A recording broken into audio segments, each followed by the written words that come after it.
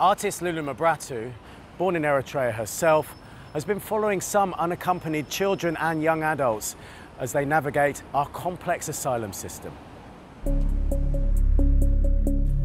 Aged as young as 8, they travel thousands of miles to the UK, all alone. I thought I was going to die because I was very young, so my journey was very scary. From Afghanistan to here, we've just got sold from one person to the other, and we ended up here in the UK after being put in a fridge for 48 hours.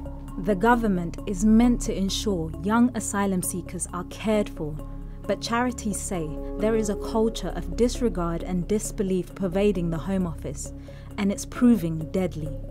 In Alex's case, he wasn't believed about how old he was. He had been through a lot of very traumatic experiences, and as a consequence of that, he took his own life. Many children have been put through very, very hostile age assessments. The extreme tragic outcome that can come from this process is suicide. Are the government's hostile immigration policies contributing to suicides among Britain's child refugees? If you leave these young people just abandoned without kind of support, then you get awful things happening.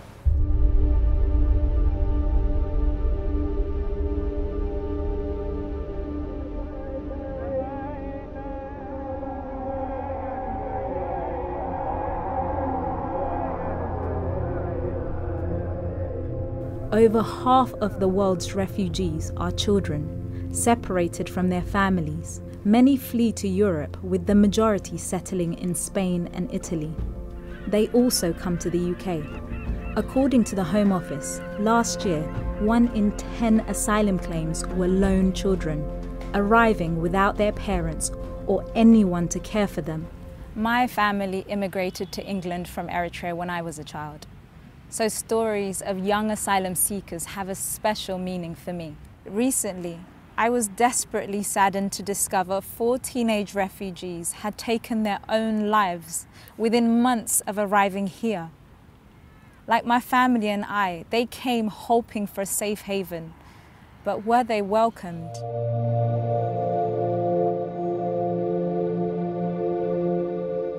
Croydon is home to around 400 unaccompanied child asylum seekers, a higher number than most other boroughs. Over 90% of these children are male, and a local charity has been trying to help some of them assimilate into the area using the universal language of football. Of course, the first thing that comes to mind is they don't have the language skills and they really struggle to understand. So that's the first barrier. Along with this, some suffer from post-traumatic stress disorder. They can have a range of emotional difficulties, so it's really important that they get access to the correct support. What type of difficulties have led these young people to seek refuge in the UK? Well, the young people we see are fleeing war and persecution. That could be because of them belonging in a religious group, in a certain ethnic group. Sometimes they flee because of their family's political activities. Sometimes they might be persecuted because of their sexuality. There is a variety of reasons. Naz says he was smuggled into the UK from Afghanistan after his family was targeted by the Taliban. He's now 22, but his journey began when he was just 13 years old. They kidnapped my dad in the middle of the night and they took him. Since they took him, we never seen him again. After that, the people, Taliban was coming again, that we used to take me to a place where they training people to become suicide bombers.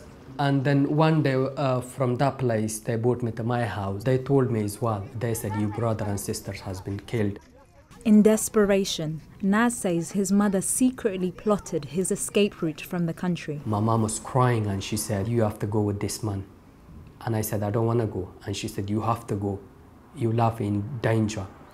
So she gave me to that man. That man took me from the Uruzgan to Kandahar and then from the Kandahar to Kabul, which is the capital city. I couldn't escape from them. They were just like putting me in the cars, putting me in the trucks and in dangerous places. So they like, for example, passing me from one to another to different countries. A year later, aged 14 and having travelled over 4,000 miles, Naz was dumped in the UK. I didn't even know the name of England, to be honest with you. I was very young. I was in the back of the lorry with other two guys. We just started, making noisy, and then the guy called the police, and police came, and then they took us to a police station. Naz was granted discretionary leave to remain in the UK and placed with a foster family. He settled down and did his best in school. However, 6 months before his 18th birthday, he was told that he would have to leave the country. My foster family received a call from my solicitor, and he said, this is 3.5-year status, and the Home Office gave you this because you're child under 18. I grew up here in the UK, and now you're telling me to go back to your country. Naz's story is not unusual. Last year, whilst 56% of unaccompanied children were granted indefinite leave to stay, the fate of the remainder hangs in the balance. The young people we're talking about today, they're liable at any point, any day, to be picked up and detained and removed from the country. For some it happens very quickly, for others they can wait weeks, months, years before it happens to them, but living in fear every day. Some of these young people could be still children when this process kicks in. And of course, they're more vulnerable because they don't have a network, they don't have any family here, and they're now illegal in this country. In order to avoid being deported back to countries where their lives might be at risk, many resort to going off-radar, scraping by on poorly paid black market jobs, ending up as rough sleepers. Ismath was refused asylum after fleeing from Afghanistan as a child. He went underground before he could be deported when he turned 18. I stay with my friends sometimes, so I can't work, I can't even rent a room. It's like just homeless. Some will take the option, rather than face the risk of being returned to Eritrea or Afghanistan or Sudan, they'll take the risk of going underground, which is horrible, terrible for them, but bad for all of us. We don't want a country where people are forced to live underground to survive. Immigration has become a subject of increasing public tension, and the focus has centred on bogus claims. Politicians have responded to this with tougher policies, but campaigners say such measures have led to children in genuine need being turned away. We've raised concerns, the Home Affairs Select Committee, about what should happen for people who come here as children and then suddenly their cases change when they reach 18 and they're not getting the kind of support they need. They shouldn't simply be returned to the country they came from, and there needs to be a proper system in place.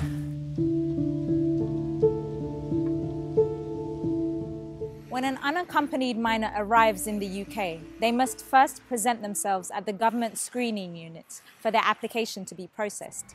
But many of them struggle to convince officials they are the age they claim to be. As an asylum seeker, you're giving up, I think nowadays it's about £36 a week to live on. Liz Clegg runs MENA, a national charity based in Birmingham.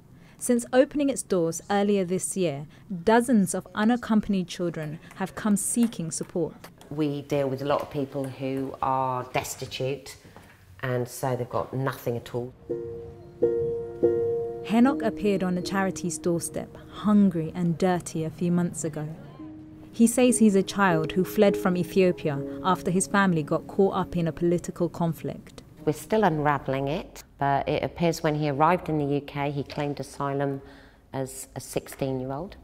And at some point, he was aged assessed and deemed to be an adult, placed in adult accommodation. And he, of course, had no idea what to do next. So as a result, he's literally been sleeping on the street for nearly 2 months. It was sad when they did not accept my age. I have told many people, but I can't do anything other than be homeless. I have no choice other than to beg for food and drink. All the time I used to cry. I was hungry, no shower, stressed and worried. Henok insists he is 16 and Liz believes him. I'm convinced he's a child through his behaviour and his abilities to kind of look after himself and, you know, day-to-day stuff. However, the local authority disagrees. They have declined to review Henok's case and are standing by his original assessment, concluding he's an adult. Yet every day he remains on the streets sleeping rough is another day when he is vulnerable and at risk. We've been working along with some of our partners in the city to try to identify routes whereby we can get the case looked at and some kind of resolution. It's been about 3 months now, and sadly nothing has progressed at all. Henok is still not receiving any support, either accommodation, financial support, and importantly emotional, psychological support from any statutory organisation. When unaccompanied minors don't have the documents to prove their age, social services usually make an assessment based on their physical appearance or demeanour, and they conduct interviews to suss them out. Statistics reveal that last year, 1 in 4 of those assessed were deemed to be adults, not children. But there are claims that cash-strapped councils are making these assessments under pressure. Undoubtedly, the times of austerity that we're going through means that there's tremendous pressure on all sorts of services. And there has been research where social workers have told the researchers that they're under extreme pressure not to accept children, to come back from a meeting and say they're over 18 because of those huge pressures on budgets. There's a financial incentive, in a way, for the local authority to be able to say that person is not a child. And so, unfortunately, those decisions are quite frequent, and they are then appealed against, or sometimes even go to judicial review, a higher level, and quite often those decisions are overturned, and the local authority is forced to accept that this is a child and they have the responsibility.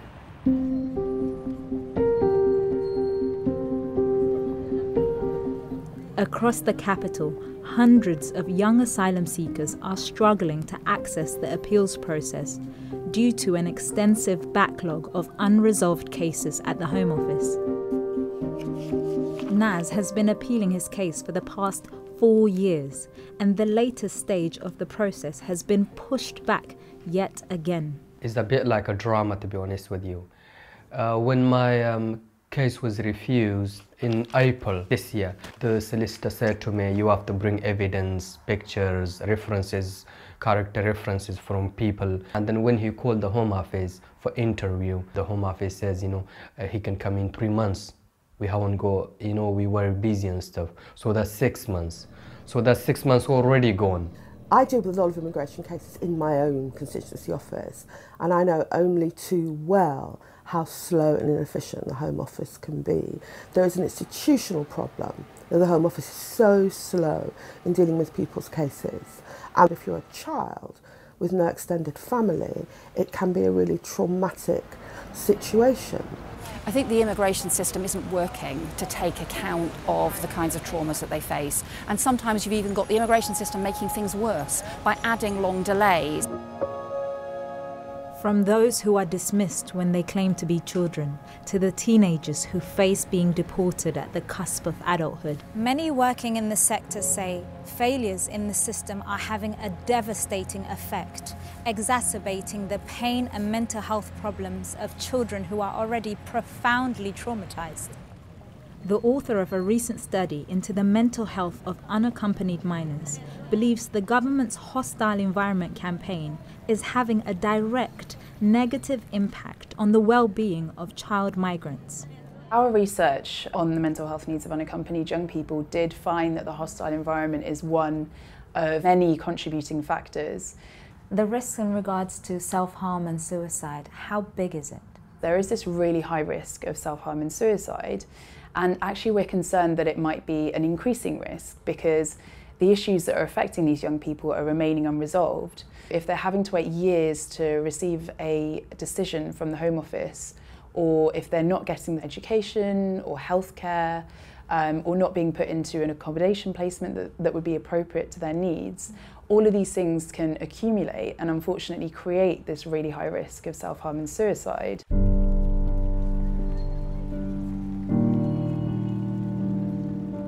Over the last year, At least 4 teenage asylum seekers in London, all originally from Eritrea, are believed to have taken their own lives.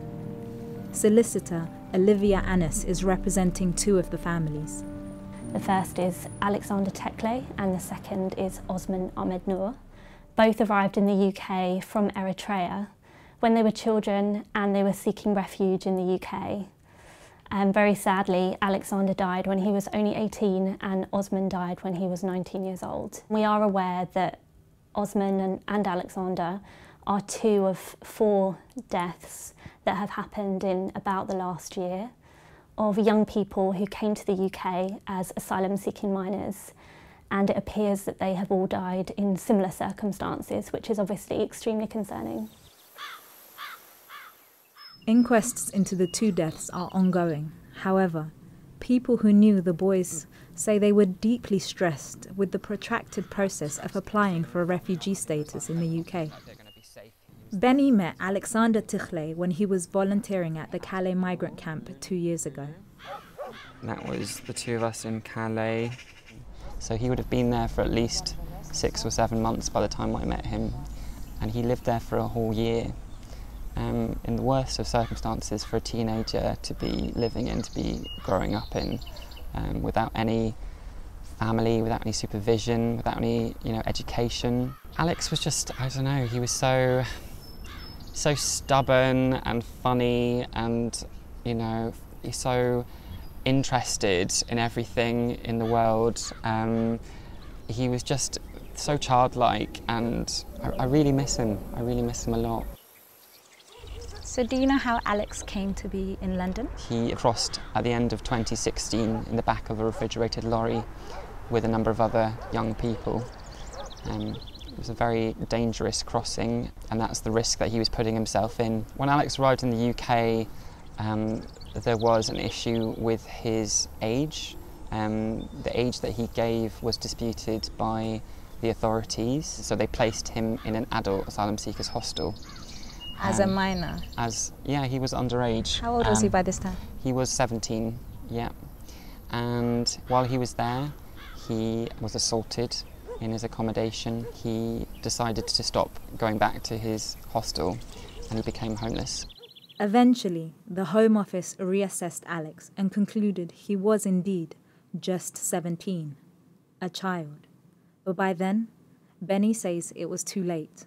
In Alex's case, he wasn't believed about how old he was, and I think that he had been through a lot of very traumatic experiences that he would have been thinking about. So after a few months of being in the UK, his mental state started to deteriorate. As a consequence of that, he took his own life. The Home Office has to ask itself whether putting children through immigration control is worth the risk of their well-being. They are experiencing trauma and they are experiencing stressful environments and not adequately being supported through that. The Home Office declined our request for an interview, but in a statement they said, "The Home Office takes its responsibility for the welfare of children seriously and have very stringent statutory and policy safeguards in place regarding child welfare." They did not comment on the recent deaths. We do need to find a balance between our immigration policies, but treating these young people fairly. And when young people are driven to suicide or otherwise made to feel desperate because of the way they're processed when they get here, that must be wrong. I think it is deeply distressing that you have teenagers who may have gone through all kinds of awful experiences end up taking their own lives, and that is deeply distressing that should happen, but it shows the level of support and often mental health support as well that some of these young people really need, and the Home Office needs to recognise that and not add to the stress by long delays in the Home Office processes. In the year before he died, Alex had made friends with other asylum seekers in London. 18-year-old Tess shared a room with him from time to time and says Alex was happy and hopeful about his future when he first arrived. But things quickly changed. He has stress. They didn't get passport. They didn't get enough money. Like, the experience has been bad. I'm angry. Alex died 3 or 4 months ago. He lived with me as well as Osman. He died too. Tess travelled to London 2 years ago from Eritrea. He says Alex took the same route as him at a later date and was haunted by the experience until his death. Our journey was very dangerous and scary because the travel without family, no money and no communicational language was very dangerous and unthinkable.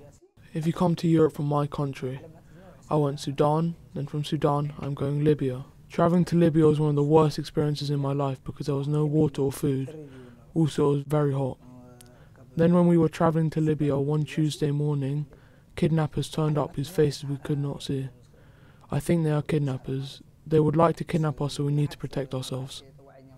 7 months, 6 months, and then too many people from Eritrea as well. So many as well, Ethiopia as well. They came in one boat. Our boat was very small and we were many, women, men and children. It was crowded. When the rescue team approached, we started moving with happiness. The boat tilted, so many of the travellers died on the sea.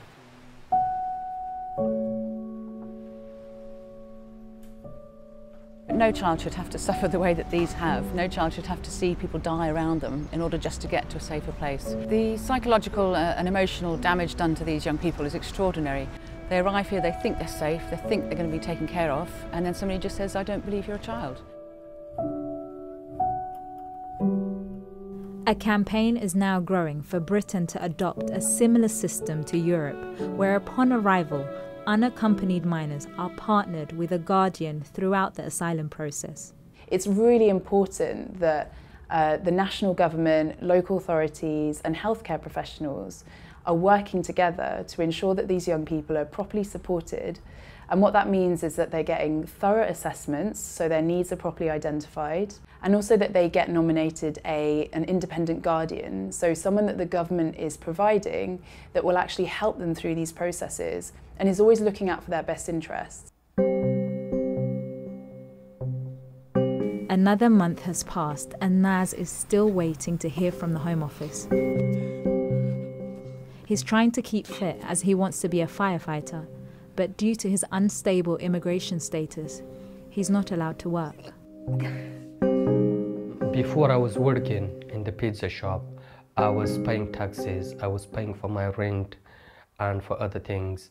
So now they refused my case and I'm not allowed to work. Naz has been given a flat to live in and gets some money for food. But as a care leaver, he's not given the same level of support as young British adults who have recently left care.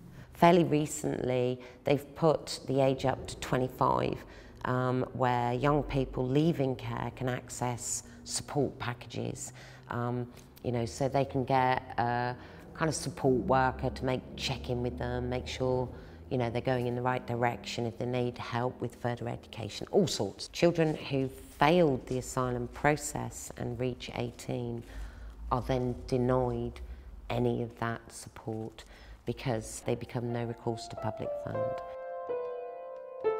Life for Henok has changed over the past few weeks. When Ariel met Henok after being alerted to his plight, she says she instinctively felt he was a child and offered him a home. He's definitely a teenager. He has just the beginnings of some facial hair on his upper lip, has mood swings and temper tantrums, has that kind of childish way of becoming obsessed with little things like drawing.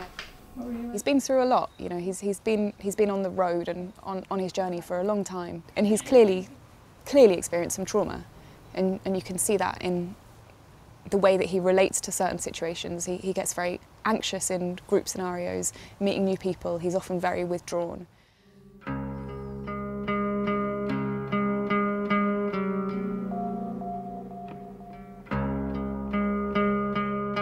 Henok is out of immediate danger, but this offer of a place to sleep is only temporary, and time is running out. The Home Office says it never returns unaccompanied children to their country of origin until it is safe to do so.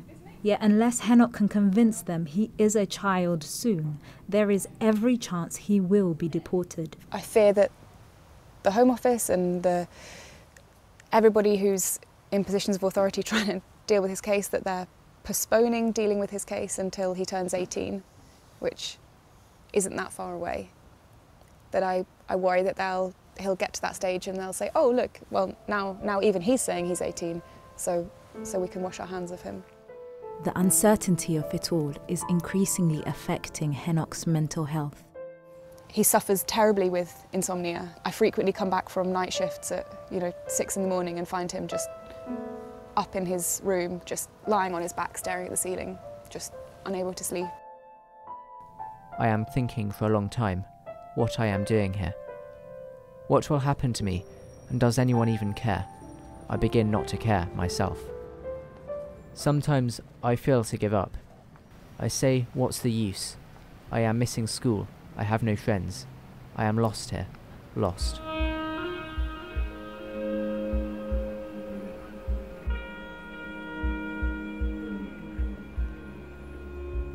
Some of the children who arrive in the UK in search of a safe haven are being failed by us. Instead of compassion and care, they are being met with suspicion and disdain.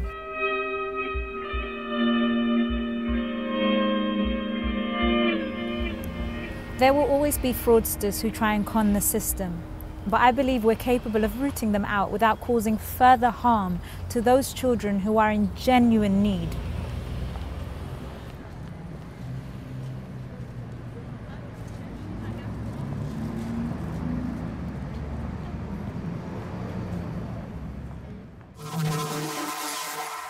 Lula Mebrahtu reporting there. And that's nearly all for tonight's show. Before we go though, let's have a quick look at what's coming up on next week's programme. The Great Railway Arch Sell-Off. We investigate what it means for hundreds of small businesses. People are really concerned.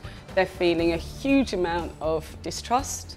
There's hundreds of businesses in London that are being faced with absolutely impossible rent increases. With the cost of elderly care spiralling, we meet the women who've come up with a radical housing solution. Something wherein we could actually support each other and where we could age together in a very communal way. And in the wake of a tragic death, we ask, just how safe are bouncy castles? The HSC advises that a bouncy castle shouldn't be inflated if the wind speed is in excess of 24 miles an hour. Well, these wind machines here can get up to 50 miles an hour. We're going to put this bouncy castle to the test.